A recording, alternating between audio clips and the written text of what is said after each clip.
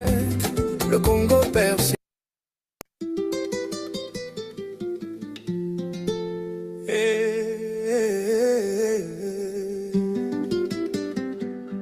Congo nyonso malembe te, kimia bomoko dignité.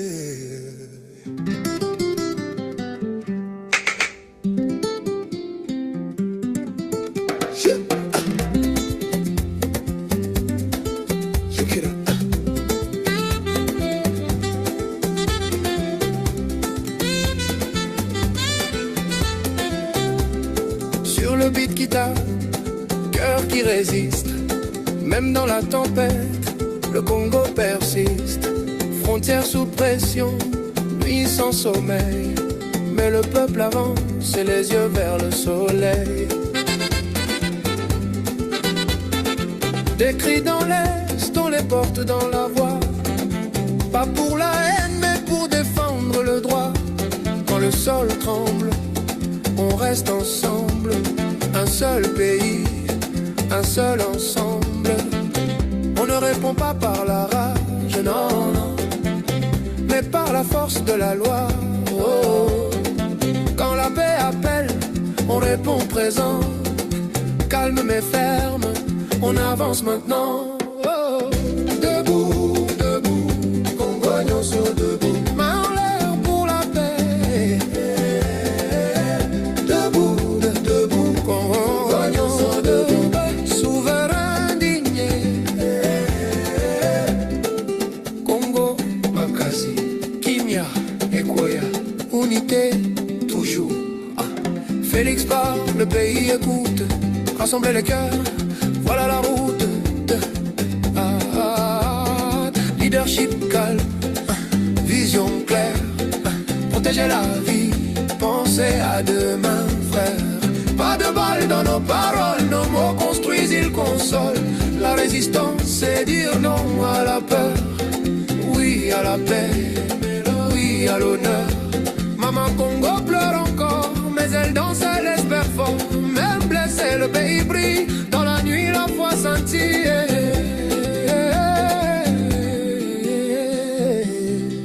Congo nyonso malembe te, bomoko nyonso malembe te. Debout, debout, Congo nyonso debout. Main en l'air pour la paix.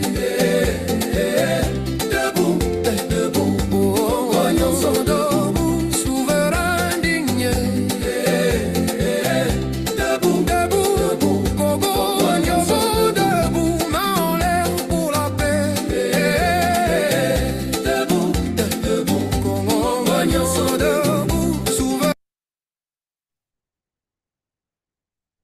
Bonjour ou bonsoir à tous et à toutes. Permettez-moi de stopper cette musique, de poser cette musique qui de toute façon réchauffe nos cœurs.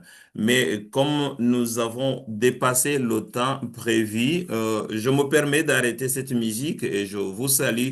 Je vous donne la bienvenue dans notre émission de ce soir.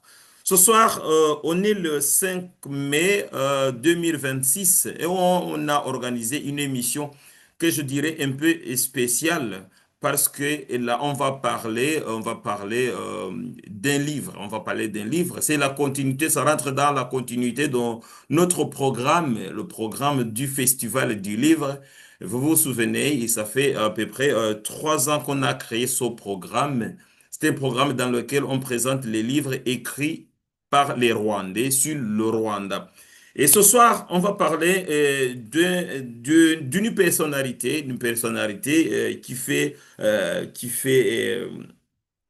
l'actualité, qui fait l'actualité. Et là, il s'agit de Madame Mushikiwa Wabo, Louise.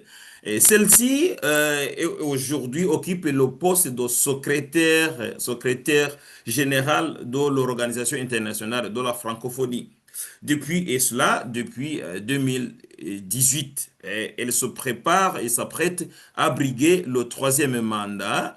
Et justement, le monde parle d'elle beaucoup ou bien moins, ça dépend.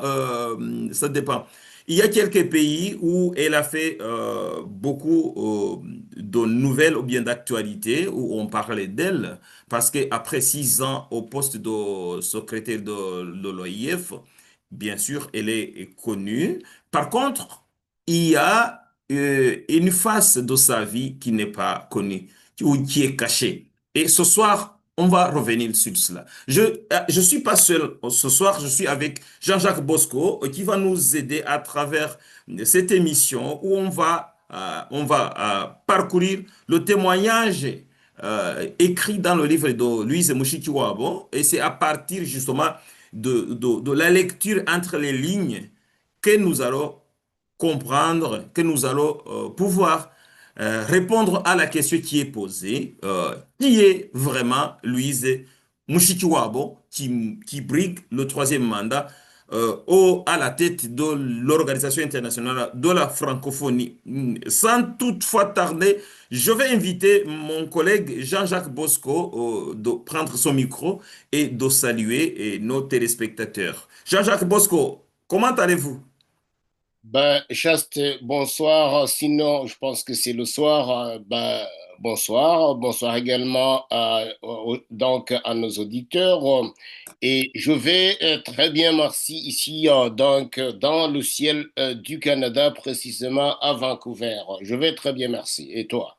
Et moi aussi, je vais très bien. Et là, il fait beau, il fait beau. Oh, déjà, on commence à savourer la chaleur solaire et ça fait du bien parce qu'on voit, c'est à ce moment-ci exactement où on voit les sourires de partout sur les visages des gens et ça fait du bien. Ça fait du bien. Ah, Alors, d'accord. Donc, le printemps a commencé chez vous, c'est hein? ça, exactement, exactement. Du coup, Jean-Jacques Bosco, je vous ai invité ce soir parce qu'on va parler du livre écrit par Mushikiwabo Abo Louise. Et ça, c'est à travers ce livre que nous allons découvrir et nous allons partager au monde entier, nous allons partager au monde entier la personnalité ou bien l'identité de Madame Louise Mushikiwabo. Qu'est-ce que vous avez à nous dire ce soir? Oui, merci Chaste, merci donc d'avoir amorcé sur le fait que nous sommes dans la continuité de ce que nous avons commencé comme festival du livre sur le Rwanda et bah, le reste vous l'avez déjà étayé. Alors donc quand j'écrivais mon livre il y a de cela 6 ans, mon livre donc s'intitule donc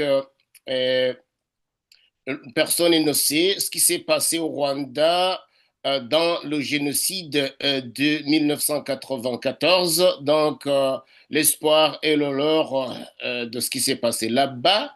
Et alors, je faisais ce que nous appelons la littérature donc préliminaire. Alors, en lisant plus ou moins 60 livres, je suis tombé sur un livre. Donc, bien sûr, je lisais les livres écrits par les Rwandais sur le Rwanda ou par d'autres personnes d'ailleurs sur le Rwanda parce que je voulais vraiment donc écrire un livre bien étayé, sans émotion, sans état d'âme sur le Rwanda. Alors il fallait que donc il fallait que je fasse tout un contour de ce qui a été dit sur le Rwanda pour ne pas faire soit du plagiat ou d'une redondance ou surtout pour ne pas me tromper sur certains faits. Alors c'est comme ça que je suis tombé sur le livre de Madame Louise Mushikiwabo. Et donc, alors, j'ai eu quand même, c'est en anglais, j'ai eu la curiosité de le lire, mais je suis tombé sur donc certaines révélations que je vais partager avec tes auditeurs, nos auditeurs et le peuple rwandais et d'autres qui nous suivent ou qui nous suivront donc dans le futur. Alors, le livre s'intitule Rwanda means the universe, a native's memoir of blood and bloodlines. Ce que cela veut dire en principe, c'est que Louise Mushikiwabo a écrit ce livre en collaboration dans certains Jack Kramer. parce que elle a écrit ce livre quand elle était aux États-Unis, où elle a fait ses études de deuxième cycle et allant sur le troisième cycle que nous appelons maîtrise. Et Alors là, je vais me permettre de vous stopper un tout petit peu. C'est pas juste d'accord, pour couper la parole, mais c'est vous justement pouvez pour... m'interrompre à tout moment, pas de Oui, problème. voilà, voilà. C'est juste D'accord. pour partager la parole. Là, Mhm. vous nous informez que Madame Mushikiwabo a fait ses études de deuxième cycle aux États-Unis. Ce D'accord. qui veut dire qu'elle a fait le premier cycle au Rwanda. On est d'accord? Tout à fait. Alors, Par donc, contre, on sait bien qu'au Rwanda, il y a la version ou bien le narratif qui dit que les Tutsis n'étudiaient pas au Rwanda ou bien n'avaient pas accès à l'éducation au Rwanda. Comment cela se fait que Mushikiwabo a pu être à l'université au Rwanda? Qu'en pensez-vous? ah, d'accord. Donc, c'est pas ce que je pense. Je pense que c'est ce qui est écrit ici. Donc, et quand on lit la biographie de l'auteur, autrement dit, la vie de l'auteur, elle dit ceci.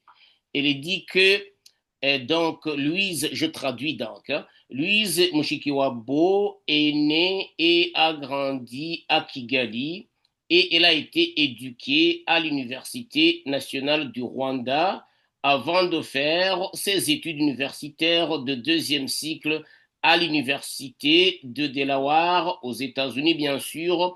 Après donc, elle est immigrée là-bas en 1986. Ceci dit avant 1986, et ça, je le sais très bien. Et elle a fait donc son baccalauréat dans la littérature, je pense, anglaise à l'université de Nyakinama à Ruwengeri.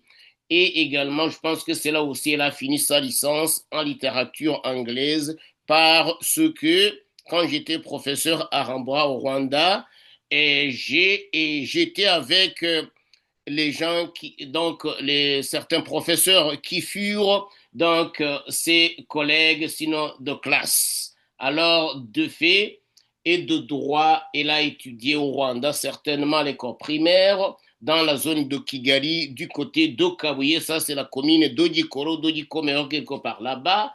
Et enfin, je pense qu'elle a fait aussi ses études secondaires au lycée de Kigali avant de descendre sur l'université du Rwanda, campus de Ruwengeri. Il est possible que je me sois trompé sur l'endroit où elle a fait ses études secondaires que je viens de nommer, le lycée de Kigali. D'autres peuvent toujours Je crois corriger. que c'est au lycée d'Onyundo plutôt. Ah, d'accord, au Bon, lycée de Nîmes. j'ai entendu dire, hein, je suis pas sûr, mais les gens qui suivent cette émission pourront nous corriger ou bien nous compléter. Mais je crois que c'est l'un des deux lycées, soit le lycée d'Onyundo, D'accord. lycée Notre-Dame d'Afrique d'Onyundo, ou bien lycée Notre-Dame de Notre-Dame Sito de à Cité Kigali. de Kigali. Autant Voilà. pour nous deux, OK. autant pour nous. Oui, oui, OK, vous pouvez continuer. D'accord. Alors donc pour conclure et donc l'histoire, donc le narratif, comme tu viens de le dire, l'histoire qui se répète dans le siège de Kigali en disant que les Tutsis n'étudiaient pas à l'époque, je dirais que c'est archi faux. Alors tu peux continuer, tu peux donc enjamber sur le deuxième D'accord, volet d'accord. de ça. Effectivement, notre rôle, c'est juste d'informer, informer sans déformer, c'est justement donner la vérité aux gens, surtout essayer de combattre la manipulation utilisée par les gens au pouvoir à Kigali, le régime du Front patriotique rwandais qui utilisent le mensonge et la manipulation pour essayer d'arriver à ses fins.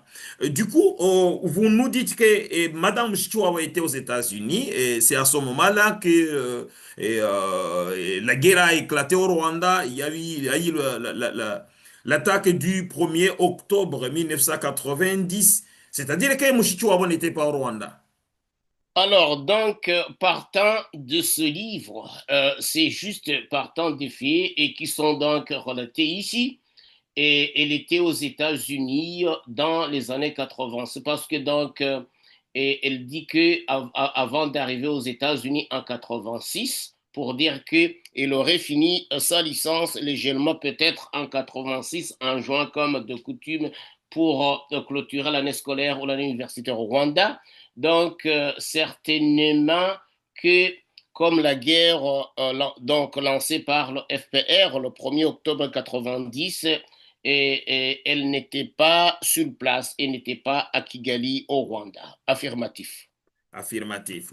Mais ok, merci beaucoup. Alors, qu'est-ce qu'elle raconte? Parce qu'elle parle dans son livre, j'ai lu l'introduction. Dans l'introduction, elle nous parle justement de sa vie, de ce qui s'est passé. Bien sûr, et ne manque pas l'opportunité pour véhiculer le mensonge, parce qu'il dit que les événements, ou bien la guerre, ou bien le conflit qui a éclaté au Rwanda avait été méticuleusement organisé par le régime, orchestré et par l'État. Et après, elle parle justement des tueries, des massacres. Et avant de parler de son frère Lando, Lando Ndasingwa, Ndasingwa. Ndasingwa, qui est bien connu dans la sphère politique rwandaise. Alors, je vous passe la parole. Faites-nous traverser ce livre, cet ouvrage, faites-nous vivre en fait ce qu'elle nous relate, que nous allons bien sûr décrypter. D'accord, merci beaucoup. Mais j'ai le regret peut-être de présenter Mushikiwabo et son livre ici sur notre chaîne donc de radio-télévision. Je n'avais pas vraiment envie de faire sa publicité. Cependant, je dois le faire d'abord à ma qualité de la personne qui fait la promotion des livres écrits sur le Rwanda et par les Rwandais, même si elle est outil, je le dis et je le déclare. Je dois le faire malheureusement, mais c'est contre mon gré. Alors, très rapidement, si vous voulez que je vous fasse entrer donc dans le vif de ce livre, Madame Mushikiwabo donc a bien sûr relaté sa naissance au Rwanda, mais elle a beaucoup insisté beaucoup plus sur les ethnies Hutu et Tutsi. Et je suis en train d'imaginer que dans ce livre, je pense qu'elle a écrit Hutu Tutsi presque le mot est là-bas 1001 fois, pour le dire plusieurs fois. Alors, si on lui posait la question de savoir s'il existe des ethnies au Rwanda, certainement, et donc elle allait dire ou elle dirait que non, alors que dans ce livre, c'est noir sur blanc qu'il y a des ethnies Hutu et Tutsi au Rwanda. Est-ce que tu me suis? Est-ce que notre audience nous suit? Oui, oui, oui, oui, oui, oui, Alors, tout le monde ceci dit suit. pour On suit. dire que, donc, toujours, les gens ne revisitent pas leur histoire, leurs écrits, pour donc se retrouver dans une contradiction flagrante, hein. Ça, c'est la première donc remarque que j'ai et j'aimerais partager avec nos auditeurs. Et alors, dedans, dans le livre, beaucoup plus, hein, et elle insiste et elle martèle que donc il y a les bénis Tutsi et les maudits Hutus. Ça, je n'ai pas du tout Ça, apprécié. c'est très grave, Jean-Jacques. Jean-Jacques, j'espère que, bon, bien, j'ai confiance en toi, mais il faut que Ouais. les gens comprennent, surtout ceux qui, parce que là, on parle d'une personnalité politique. C'est une dame qui a occupé même pas mal de postes dans le gouvernement au Rwanda. Depuis 2008, on sait bien elle fut ministre de l'Information avant de passer aux affaires étrangères et avant de passer justement à l'Organisation internationale de la francophonie. Et là, Jean-Jacques, vous nous apprenez que, en fait, cette dame qui aujourd'hui prêche qu'il n'y a pas d'ethnie au Rwanda, elle parlait 1001 fois, même plus, de Hutu, de Tutsi et de toi. Et après, Bon, en tant que ethnie donc distincte, hein. exactement, et ethnie distincte, qui veut dire que, en fait, qui n'ont pas de relation, quelconque. C'est ça? Tout à fait, tout à fait. Et là, vous ajoutez qu'il dit que les Hutus sont maudits et les Tutsis sont bénis. Est-ce que ça, Oui, et quelque c'est part, aberrant? en lisant dans ce livre, c'est comme il est dit que pratiquement, si j'essaie donc de Paraphraser? paraphraser, Oui, que les Hutus sont de nature sale, alors que les Tutsis sont élégants et propres. Là, j'ai pas beaucoup aimé. Alors, comment est-ce que j'ai catégorisé ce livre? Quand vous voyez les Rwandais qui écrivent des livres, il y a deux catégories. Deux oui. catégories, pardon, si je me permets le terme. Certains brandissent leur propre ethnie. Si le livre est écrit par un Hutu, il va dire que les Hutus ont fait des miracles et des merveilles, alors que les Tutsis ont fait le contraire. Alors, si c'est écrit par un Tutsi ou une Tutsi, ça va être aussi dans la même merde. Et alors, Mais et, Jean-Jacques, arrêtons-nous là. non, non, non, je n'ai pas Vous êtes encore Hutu, fini. vous êtes Je Hutu suis et vous avez écrit un livre, mais je n'ai vu non, non, qu'un non, passage. non, non, Chaste, Oui, t'as oui, pas suivi, hein. Je suis en train de catégoriser. Certains oui, donc d'accord. Rwandais, notamment Oui, les Hutus et les Tutsis, vont à l'extrême. ouais. D'autres écrivent des livres donc et avec donc bon sens, avec un recul, avec objectivement. Ok, Voilà, c'est ce que je voulais dire. ouais. Alors, le livre de Louise Mushikiwabo s'écrit dans la catégorie des livres des extrémistes rwandais de deux bords. Dans ce cas-ci, c'est donc écrit par une extrémiste Tutsi. Du coup, on peut dire que justement, Louise Mushikiwabo est une extrémiste Partant de ce livre, Oui. vis-à-vis des ethnies au Rwanda et surtout donc à l'endroit des Hutus, elle a vraiment écrit des passages que je trouve trop ethnistes, sinon trop donc communautaristes, pour dire que les Tutsis, donc les ethnies au Rwanda sont des communautés. Si nous partons donc de ce que nous appelons la définition anthropologique donc des ethnies, à savoir et la même donc la sœur langue la seule occupation géographique d'une région et également la seule culture. Alors qu'au Rwanda, les Tutsis et les Hutus, des fois, partagent, ou bien donc, de facto, partagent les mêmes cultures, à l'exception de certaines nuances. Merci beaucoup, Jean-Jacques. Mais du coup, on voit très bien la position de Mushikiwabo. Et justement, ce qui commence à répondre à la question posée, qui est-elle vraiment? Qui est-elle vraiment? Parce qu'une personne, normalement, la personne qui devrait être aux affaires, au secrétariat de l'Organisation internationale de la francophonie, c'est quelqu'un qui devrait être normalement quelqu'un qui rassemble les gens. Mais tu vois même qu'en considérant même le peuple rwandais, il les divise déjà et il les catégorise d'ailleurs en maudits et bénis. Mais d'après mes recherches, Jean-Jacques, Oui, oui, j'ai vu que en fait, il y a beaucoup de gens qui croient que Mushikiwabo serait une Hutu.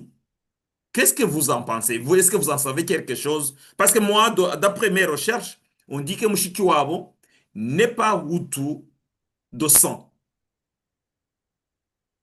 ah, d'accord. Donc, tu es en train de nous dire que être, ethniquement, être Hutu veut dire que tu es issu donc de deux parents Hutus.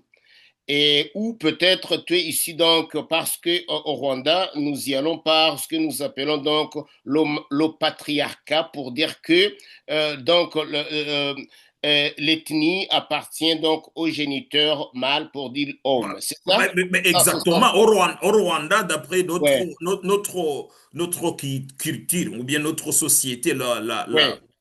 notre société veut que en fait, l'enfant appartienne au groupe de son papa. C'est-à-dire Oh, que du si, père, ouais. oui, oui, nous sommes le patriarcat, et différemment aux autres peuples comme les Juifs, par exemple. Chez les Juifs, Ouais. l'enfant porte le groupe de la maman. Alors qu'au Rwanda, si le papa est Hutu, Même l'enfant devient aussi Hutu, même si la maman est Tutsi, et vice-versa. Donc, du coup, moi, d'après mes recherches, on montre bien que Mushikiwabo, bien qu'il soit éduqué ou élevé dans une famille communément connue comme Tutsi, mais que son papa serait Hutu. Est-ce que vous en savez quelque chose? disons que partant de ce que vous venez de dire, hein, et je me réfère à ce livre, elle, donc c'est l'auteur, en la personne de Louise Mushikiwabo, écrit qu'elle est née en 1961 au Rwanda. Oui, Alors, mais quelque part, elle fait la narrative que son père serait mort quand il était au bas âge, peut-être et conçu. Mais quand dans le passé, j'ai suivi une émission dont l'ancien ministre rwandais Faustin Twagiramungu, qui a fait oui. ses études au collège Saint-André, dans la même classe que Landwald Ndasingwa. Là, vous parlez du frère, du grand frère de Louise Mushikiwabo. Tout à fait. Et Faustin Twagiramungu, lui, disait que comme Kabuye ou Landward Ndasingwa n'était pas non loin du collège Saint-André pendant les vacances ou pendant les week-ends ou pendant les détentes pour dire les petites sorties. Et Monsieur Faustin Twagiramungu partait avec Lando chez lui à Kaouye, autrement dit, donc dans leur maison mère, domicile de Mushikiwabo. Et c'est Faustin Twagiramungu qui disait que non, Landward Ndasingwa avait d'autres frères. Et pour Faustin Twagiramungu, il disait que selon ce que le frère Landward Ndasingwa lui avait dit, c'est que la personne que nous sommes en train de citer, Louise Mushikiwabo, était sa demi-sœur, pour dire que quand le papa était mort avant les années 61, il y avait une autre personne qui était dans les coulisses autour de la maison, qui était Hutu et qui s'occupait de la veuve qui aurait mis au monde Louise Mushikiwabo. Donc, tu vois, je suis en train de donner deux sources. Oui. D'abord, la naissance qui a été relatée par l'auteur en Dans son personne, livre. et Oui. également le témoignage de Faustin Twagiramungu qui existe sur les archives de là où il aurait fait cette émission. Est-ce que j'ai répondu à la question où j'ai été évasif? Vous avez répondu correctement et continuons. Et justement, cela, psychologiquement, ça peut révéler autre chose qui se cache en fait.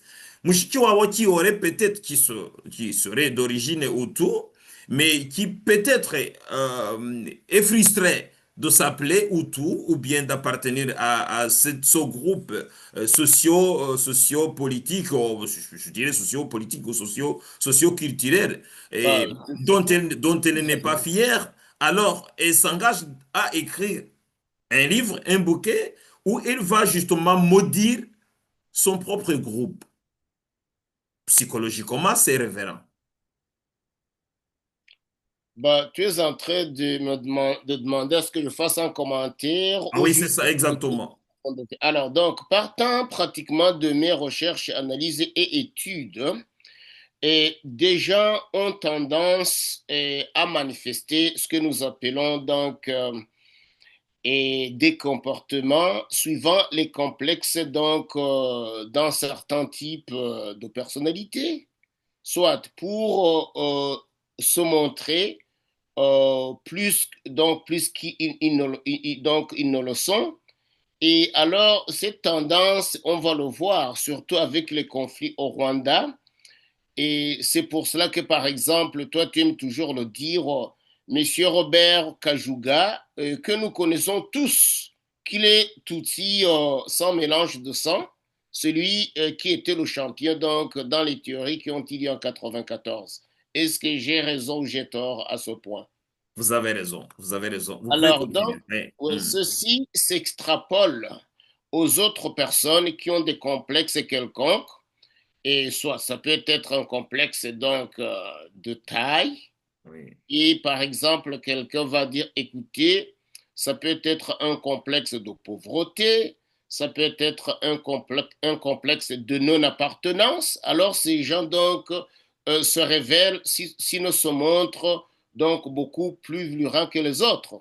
Je vais donner par exemple l'exemple de certains militaires généraux au Rwanda, quand ils ont une physionomie qui ne ressemble pas à la physionomie Tutsi, alors ces derniers s'acharnent à tuer le plus de personnes, le plus de gens pour montrer que il milite pour la cause des Tutsis. Donc, c'est comme ça que je peux schématiser ma réponse à l'endroit de la personne dont nous sommes en train de parler et également des complexes, sinon du complexe en général et en particulier, donc déjà en ce qui concerne le conflit rwandais, le conflit au Rwanda entre les ethnies Hutu, toi et Tutsi.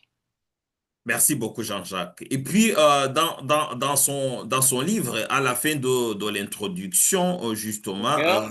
D'accord, c'est ça le livre, c'est ça? Ouais. oui, c'est ça, c'est ça. Mais je n'en fais pas la promotion, je m'excuse, hein. Bah, Non, c'est bah par oui, je accident. sais, je sais, mais étant intellectuel que tu es, c'est ton niveau d'éducation oblige. Si on veut parler de ce qu'on a lu, non pas pour en faire une Et publicité. puis également en partant de ceci, hein, Oui, sur la couverture, la page de garde que nous appelons quatrième. Ouais, hardcover, ouais, c'est donc la couverture donc, qui couvre le livre pour que le livre s'achète cher, hein. ouais, En bas, et il a aussi illustré donc une photo du parti PL de l'époque et la première personne qui apparaît, c'est Landward Nsingwa. La oui, deuxième personne, c'est Justin Mogenzi. La troisième, c'est Tamabiarilo Agnès. Et je oui. pense que la quatrième personne doit être un autre membre du parti PL que je n'arrive pas. Oh non, non, ça doit être donc Bonamé Castaneselas, je pense, les quatre, ouais. Oui. C'était les grands ténors, les grands leaders du parti PL, et c'est ici en bas de la couverture, c'est ça. Donc, c'était encore une fois pour montrer, voilà mon frère, c'est ça, mais c'est son frère. Oui, c'est ça, c'est son Ouais, frère de ouais, c'est toute son façon. frère, C'est son mais frère. c'est ça, ouais. Est-ce que dans son livre, elle parle de la mort de son frère? Ouais, donc, et elle en parle, donc, mais toujours en disant que Landwe Ndasingwa a été tué par les tueurs, hein. Je dis bien les tueurs qui étaient donc du parti gouvernemental euh, à l'époque, du gouvernement qui était dirigé par le feu président Juvenal Abiyarimana, général-major, et ben, communément appelé Intera Amouin. Et voilà, c'est ce qu'elle dit là-bas. Justement, Mais elle insinue beaucoup plus, hein, que, oui, bah, comme nous connaissons que les Inter à moins, ce sont donc ces brigands voyous qui se sont affolés pour tuer et les Hutus et les Tutsis et d'autres personnes, même étrangères à l'époque. Mais elle est donc insinue que c'est pratiquement le gouvernement en place, comme dire que c'était les membres du gouvernement donc en place. j'espère bien que Les membres physiques, ouais, c'est ça. oui, bon, d'après ce qu'on a appris plus tard, parce il a écrit cet ouvrage bien avant, je vais dire bien avant, Ouais. qu'on sache exactement comment son frère a été tué. Et je En sais que vous, principe, oui, ça ne devrait pas être du tout un secret, car un certain lieutenant Abdul Rozibiza oui, a écrit noir sur blanc dans son livre que Landwar Ndasingwa ou Ndasingwa, là où, et parce que c'était un homme d'affaires prominent, donc prominent à Kigali, influent, et qui avait beaucoup de succès et qui était aussi politicien donc de très haut niveau, qui était secrétaire, si je ne m'abuse pas, du parti PL. Et il était aussi pressenti, non, il était d'abord ministre du Travail et quand les événements ont tué le génocide, et il allait aussi être reconduit si ma mémoire est bonne. Donc, Rosibiza écrit que donc, Landouar de Ndassingwa a été tué par les membres du FPR qui étaient logés au CND, au Conseil national de développement, et c'est écrit dans le livre, et j'en garde la copie ici sur moi. Voilà. Justement, et là, on parle justement de ces soi-disant 600 militaires dont la mission à la base était supposée être de protéger ou bien de servir de protection. Attends, quand il dit soi-disant, c'est pour dire quoi? Parce que c'est C'est réel. parce qu'à la base, ils Oh, étaient ah, supposés d'accord, être. ça pouvait être plus, hein? Ah, ok, Ah j'ai oui, compris. oui, d'après ce que nous savons aujourd'hui, d'après des recherches, Uh-huh. les témoignages, des témoignages des gens qui D'accord. étaient sur place et qui ont eu accès à l'information, on sait bien qu'à la base, il devait être 600. Mais en 1994, ils avaient dépassé les 3000. Les Ah, 3000. d'accord. Donc, du coup, il n'était plus 600. Et ceux-là, même qui ont tué et beaucoup de gens qui avaient ciblé les gens, plusieurs familles, justement, dans la localité. Et dans les localités environnantes de la zone du CND, et c'est eux-mêmes qui auraient tué Ndassingwa Landouar. Est-ce que vous pensez que Louise Mushikiwabo est au courant? Bah, tu sais, hein, c'est une dame, comme nous venons de le dire, d'abord bien éduquée. C'est une dame qui a donc une filière diplomatique également donc bien étoffée. Et elle a été d'abord aux États-Unis en tant que donc résidente. Elle est rentrée au Rwanda. Elle a occupé donc plusieurs fonctions ministérielles, à savoir ministre de l'Information, ministre des Affaires étrangères. Elle a côtoyé les gens du FPR, le gouvernement en place, et même c'est le même gouvernement et qui l'a aidé et à obtenir, sinon donc à être à l'Organisation internationale de la francophonie. Je pense qu'elle sait ça, elle connaît ça, elle est au courant mieux que quiconque. Ça, je pourrais dire qu'elle est au courant plus que nous le pensons. Merci Jean-Jacques. Alors, continuons un tout petit peu. Dans le titre même de l'ouvrage est Yeah? très révélateur, est très révélateur. Là, on Oui. parle de Rwanda, en fait, en anglais, c'est Rwanda means the universe, a native's memoir of blood and the bloodiness. En français, si on tente la traduction, on va dire le Rwanda signifie l'univers, mémoire des natifs sur le sang et les lignées. Bon. Et là, pour un non-Rwandais, quelqu'un qui n'est pas du Rwanda et qui connaît moins l'histoire du Rwanda et peut-être l'idéologie du genre du régime, ou bien même l'idéologie de l'ancien parti UNAR, il ne comprendra pas grand-chose en fait. Il ne comprendra pas grand-chose parce que le Rwanda signifie l'univers. Pour moi, ça rime avec ce qu'on appelle Rwanda. Ouais. Rwanda, ça veut dire, cette théorie, cette idéologie, comme quoi le Rwanda il n'a pas de limite en fait, que le Rwanda n'a pas de limite. Et Mushikiwabo ici nous dit que le Rwanda, c'est l'univers.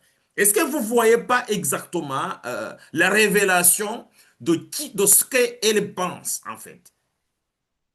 Enfin, et pour chercher, sinon pour tenter une réponse à votre questionnement, à votre question, à ta question, elle dit Rwanda signifie l'univers, et puis donc l'histoire d'une autochtone et de sang et également des lignes de sang.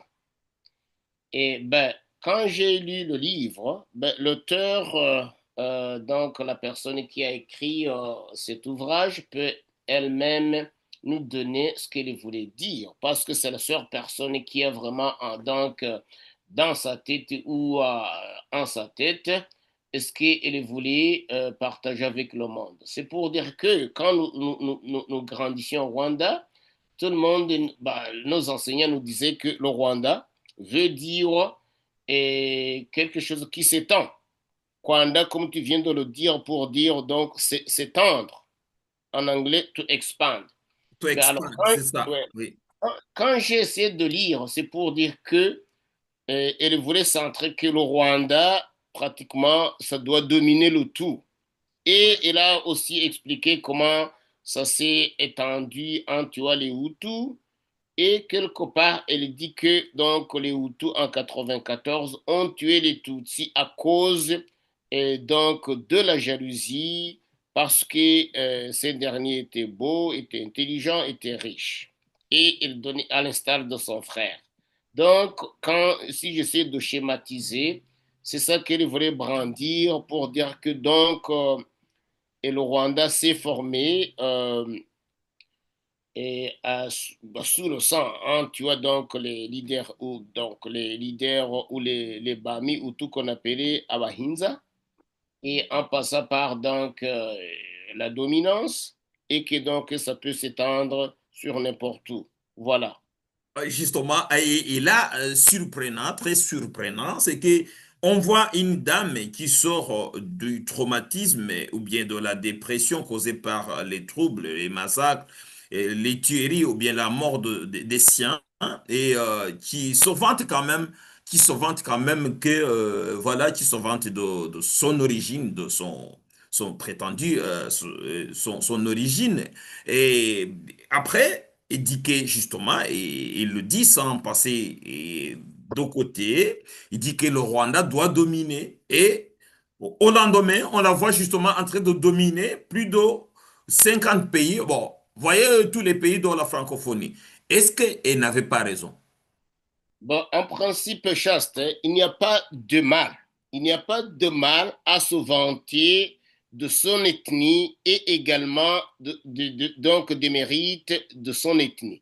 Moi, je me vante et je suis fier d'être Hutu sans mélange. J'en suis extrêmement fier. Le problème, c'est que je pourrais utiliser donc les mérites, sinon mon ethnicité Hutu, pour brimer les autres, pour dénigrer les autres, pour vilipender les autres. Ça, ce serait un tort. Alors, la personne et que nous sommes en train de dont nous sommes en train de parler, qui est citée ici, elle, elle utilise ses soi-disant origines, parce que tout à l'heure, on révélait que ça peut ne pas être vrai, pour Exactement. dénigrer les Hutus, très précisément dans son livre. Et il y a d'autres Hutus qui le font également sur les Tutsis. Et je profite de l'occasion pour les dissuader, sinon donc leur dire que c'est un tort inutile, qui est mal placé. Mais alors, le fait qu'elle arrive à l'Organisation internationale de la francophonie et maintenant qu'elle est en train donc de briguer un autre mandat, moi, je pense que sera donc résulte de ce que nous appelons l'aveuglement du monde international.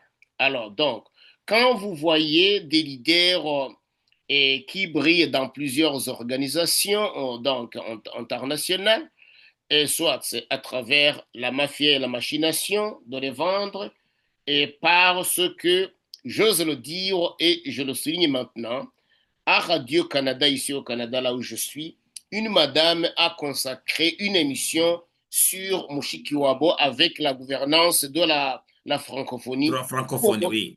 pour montrer combien il était une dictatrice, pour montrer combien et elle faisait limoger, sinon donc limoger c'est chasser, elle faisait donc limoger les gens et qui également elle n'était pas une bonne collaboratrice. Encore, je le répète, la madame a fait une émission sur Radio-Canada, donc archive à l'appui.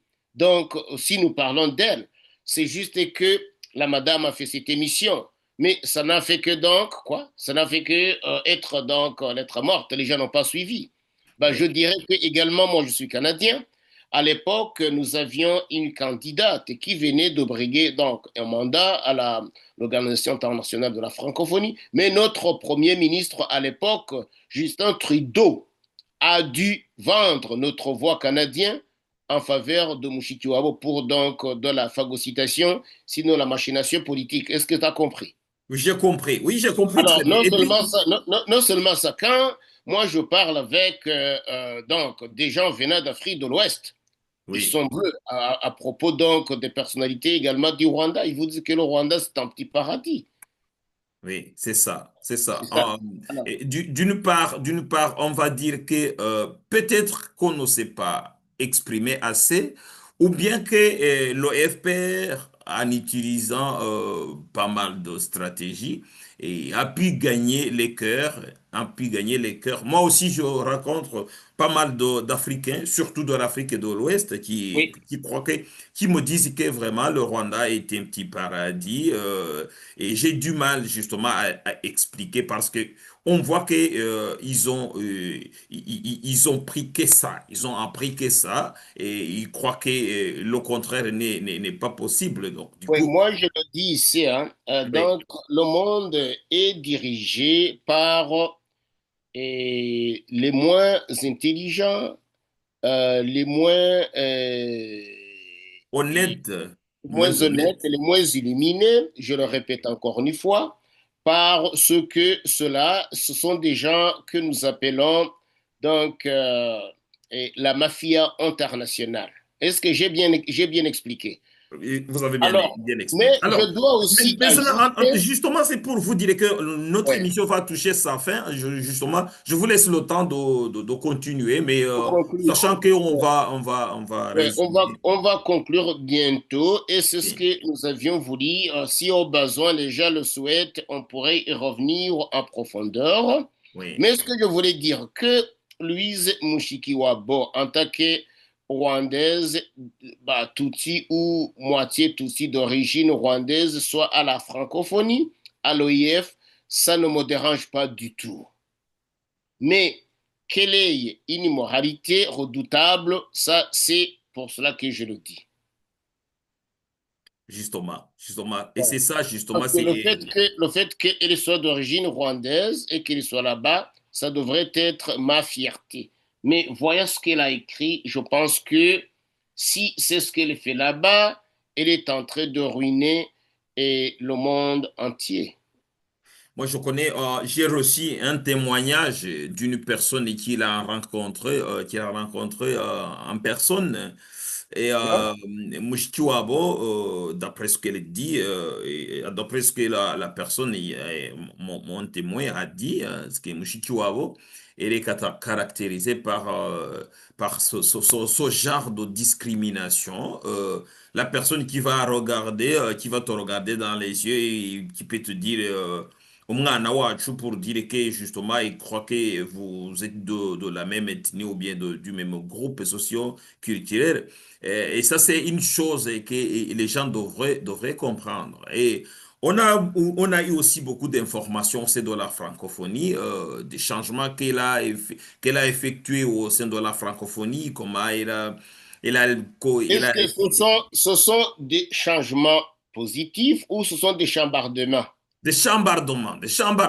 Il a licencié les gens injustement et de façon arbitraire. Et en tout cas, c'est une personne que personne ne devrait recommander. Alors, notre émission va toucher à sa fin, mais on ne va pas partir quand même sans lire les commentaires ou bien les apports et les contributions de nos téléspectateurs qui n'ont pas raté justement pour nous apporter leur ressenti. Et en commençant par Javan qui nous dit bonjour chers amis, merci pour l'émission en français. J'espère que nos frères et sœurs de la sous-région et d'ailleurs vont vous suivre. Merci, Javan. Vous avez tout à fait raison. Chasteté. Louise Mouchichoawa a fait ses études secondaires de lettres au lycée Notre-Dame d'Afrique d'Onyundo. Merci. En voici un qui nous a complété justement comme nous le demandions tout à l'heure. Il y a Palonzo Rakata, des fois ces noms sont compliqués, Jean-Jacques. Ouais. Lui, il dit bonsoir à tous et bonsoir Chaste Gamoundé. J'avais dit, après sa licence, et là, il y parle encore de Louise Mushikiwabo. Après sa licence, Anya Kinama, elle est plutôt allée enseigner l'anglais au lycée de Kigali, une école purement scientifique, section maths, physique et biochimie, Unicoma. Donc, du coup, là, elle a enseigné la langue, je crois, parce qu'elle était Comment dire, élève. après même avoir fini ses études universitaires, elle a été donc embauchée par le gouvernement et n'était pas du tout discriminée en Ah, point. justement, elle n'était pas discriminée. Et cela, il faut que les gens comprennent. Il n'y avait pas de tel genre de discrimination. Peut-être qu'il y avait peut-être. Alors, donc, que certaines personnes d'origine ou d'ethnie Tutsi utilisent euh, leur machination pour dire que le Rwanda de l'époque discriminait, je pense que ce sont des mensonges écrits. C'est de la malhonnêteté. De la malhonnêteté et surtout. Et il y a une personne qui nous apporte grand-chose quand même. Il dit, c'est Mushikiwabo qui avait inspiré les accords de M23, de 23 mars. En fait, là, 23 mars, vous savez, c'est l'origine du M23. Signé entre Kabila et la RCD. Je crois que c'était RCD Goba. Il y a qui est à la base à la création du M23. Là, ça reste à vérifier, mais en tout cas, notre téléspectateur. Peut-être cette personne est en train de précipiter la pensée. Comme étant membre du gouvernement Rwandais. de fait et de droit, Oui. et donc elle est partie prenante. Mais dire que c'est elle, ce serait peut-être exagéré un peu. Qu'est-ce que tu en penses? Bon, je pense que en fait, notre cher ami voulait justement dire, rappeler le temps où Mushikiwabo siégeait au sein du gouvernement rwandais et que ces accords ont eu lieu. Et connaissant le rôle qu'a joué le Rwanda dans son genre de chambardement de la région, je crois que notre ami veut parler de ça. Je ne dirais pas que c'est Mushikiwabo en personne, en tant que personne qui aurait fait ça, mais en tant que représentante du Rwanda, ça peut avoir du sens. Non, non, je pense que c'est un apport quand même considérable. Merci, hein. Merci, merci beaucoup en tout cas. Il y a aussi Yuhi Wakata Numutunzi, GGB, JJB. Nous vous suivons avec aux antennes de Volcan Kalisimbi. Merci beaucoup. Et puis il y a Mokpalunzo Lokata, ceux qui ne s'assument pas sont généralement plus extrémistes que ceux qui sont identifiables immédiatement et qui s'assument. Merci beaucoup. Il y a Brigitte Tuishime. Brigitte Tuishime, que nous saluons beaucoup. Java Wamungu, un grand bonjour, ça fait longtemps. Oui, ils se sont salués. Et puis Brigitte a dit, Java, cette Tutsi quasi ne répond pas aux normes du FPR. Alors que les Tutsis étaient défavorisés, Mushikiwabo a fait preuve du contraire. Elle a eu tout. Elle a eu tout. Même son frère Lando, il était favorisé aussi, même si on sait bien qu'il était Tutsi. C'est quelqu'un qui a fait ses études et puis il a été un homme d'affaires. Son hôtel, l'hôtel chez Lando est très bien connu. Est aujourd'hui là au Rwanda, personne ne l'a touché. Et alors, comment dire que quelqu'un était défavorisé alors qu'il avait aussi la chance ou bien il avait l'opportunité? Je ne vais même pas dire que c'est la chance parce que c'est son droit en tant que citoyen.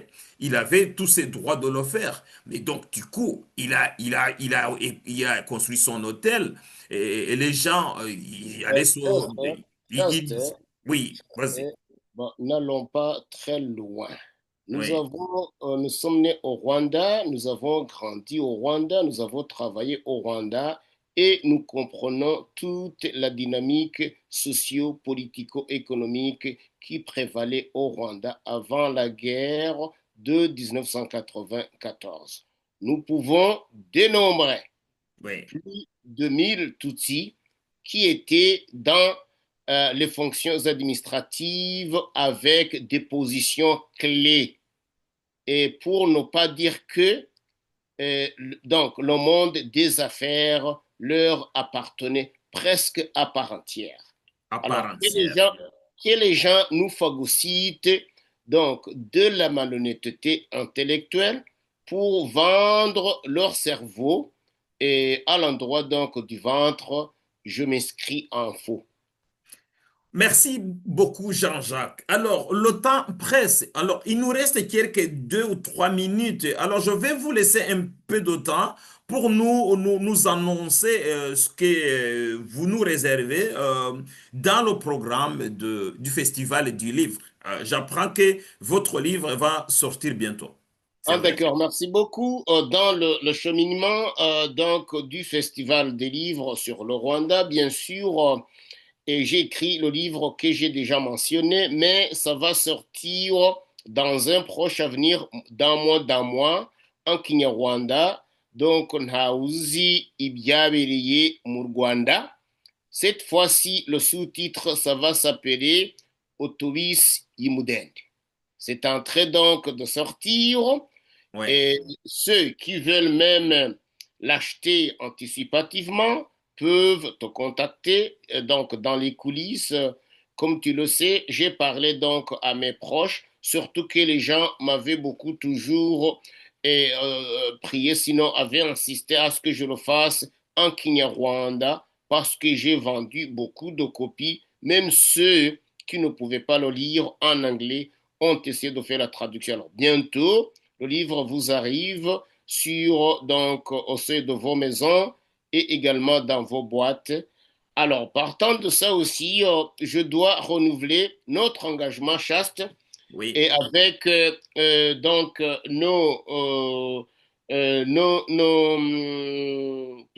donc bon, attends, les gens qui écrivent des livres, comment on les appelle encore? J'ai oublié, je vis en anglophonie. Oui, les gens qui? Les gens qui écrivent Les des livres. écrivains. Les Les écrivains. écrivains, merci beaucoup. Je vous lis en anglais, ça fait maintenant 27 ans. J'oublie mon français, donc mon français est en train de rouiller. Alors, à cela, nous leur disons que nous pensons toujours à eux, que bientôt, donc, on va encore revenir. Surtout, j'appelle Pierre Claver Ndakia Senga qui ne nous a pas contacté pour ce livre, Entre beaux livres, qui est sorti longtemps, longtemps, dans les années de très longtemps. Il y a de cela, je pense, 20 ans. Il y a aussi le livre de Sébatoire André, donc licencié Kiganduga, très important le sujet. Il y a également Amate Kayangi, Mokanyiko Sylvie, on va faire les promotions. Cette madame doit nous chercher, ça s'appelle Marie-Béatrice Omutezi Fouir, ou Mourir Rosaïr, très important. Inhera Hamwe du FPR de Kambanda. Nous avons 3 livres ici nouvellement sortis de Augustin Gira Batouare. L'un d'eux, ça s'appelle The Last Prisoner of Arusha. Je pense qu'il y a dans quelques 7 mois qu'on a annoncé les livres de Mathieu Nguirumpatse, c'est sa chaste. Nous avons Célestin Tsengiumva, notre donc écrivain. Il y en a beaucoup, beaucoup, beaucoup, beaucoup. Il y a aussi pour donc être, comment appelle-t-on, conciliant, Evelyne Mokasonga. Elle était à Moudende, je pense qu'elle a été donc, elle est rescapée de Moudende, il faut le souligner. Béatrice Bichamompaka. Je vois ici Ndereyehe, son livre, que les gens donc contactent ces derniers pour acheter. Célestin Sengiou en a écrit beaucoup. Judy River, nous l'avons également. Nous avons donc Emerance Kaijuka ici. Nous avons Mukamu Yema Immaculata, la survivante. Nous avons donc Ndahayo Eugène. Il est possible, Marie Fidèle Mukandekezi. Et je vois donc Fortunatus Rodakemoi Chaste. Oui, Donc, je vous très écoute. Oui, je vous rapidement, suis. tu peux me rappeler parce que je ne peux pas Oui. fier tout à la mémoire. Est-ce que Oui. tu te souviendrais d'autres auteurs? Non, non, non, non. D'autres écrivains que je viens donc de mettre par accident ou par omission. Justement, on ne peut pas être exhaustif, mais on peut parler par exemple de Alice Nsabiman, hein, qui a écrit Résilience, Crise des Grands Lacs, témoignage d'une fratrie rwandaise après l'attentat du 6 avril 1994. C'est un livre que vous pouvez aussi lire sur Amazon en utilisant le format. Et Rugomboka, oui, Oui, il y a Rugomboka, Jean Damascène sur avec son livre. Il y a Emmanuel Neretse, ils ont tué la Emmanuel République rwandaise. Neretse, le grand écrivain là, hein? Oui, oui. Ils ont tué la République rwandaise. Histoire Non, non, de ils ont Bosco. tué la République rwandaise. Un C'est livre ça, très voilà, voilà. intéressant. Bon, oui, en Kinyarwanda, chaque fois, moi, je fais la promotion du livre que je prends pour Bible. La Bible que tout Rwandais, au moins, devrait avoir. Et là, c'est du père Fortunatus Rudakemwa Amateka Yurwanda, entre 1957 et 1962.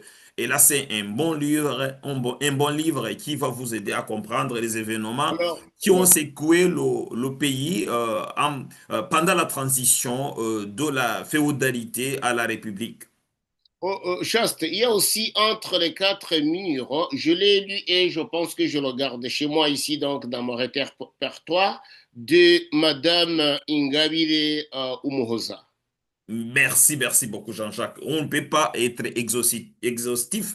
Donc du coup, notre émission touche sa fin. Je vais remercier grandement tous ceux qui nous ont suivis et je vous demande encore une fois de faire l'abonnement, de vous abonner et de partager cette émission. Et comme vous le savez, là nous sommes dans la continuité de notre programme du Festival du Livre écrit sur le Rwanda. On a commencé par les Rwandais qui ont écrit sur le Rwanda. On a fait aussi ceux qui ont écrit de l'étranger, les étrangers qui ont écrit sur le Rwanda. Et nous encourageons aussi les Rwandais, nous encourageons les Rwandais à écrire, à parler, à sortir leur histoire, à raconter leur histoire. S'ils ne le font pas, quelqu'un d'autre le fera.